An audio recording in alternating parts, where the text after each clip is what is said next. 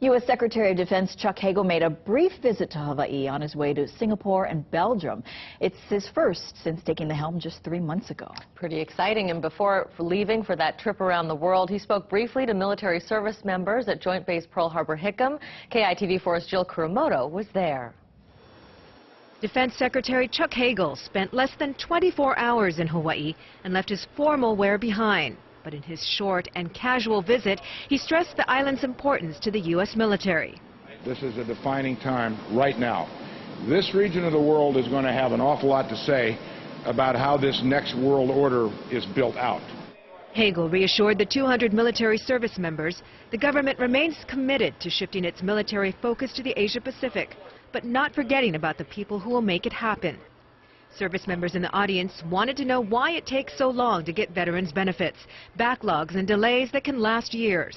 Needs to get fixed. We'll do more, and you have my word for that. And making sure service members are still in line for retirement benefits during these military cutbacks. So that's a high priority. To questions on how the U.S. military is dealing with cyber warfare security. We are increasing that part of the budget significantly.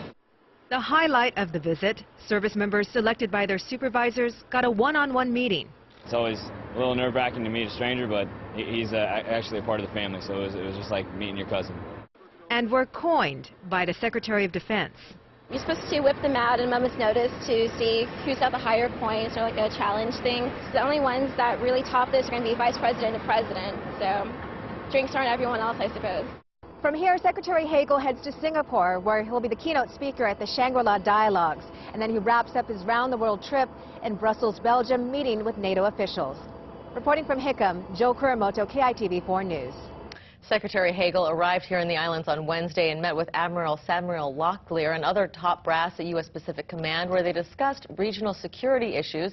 The Defense Secretary also got a tour of Pearl Harbor from the Admiral himself.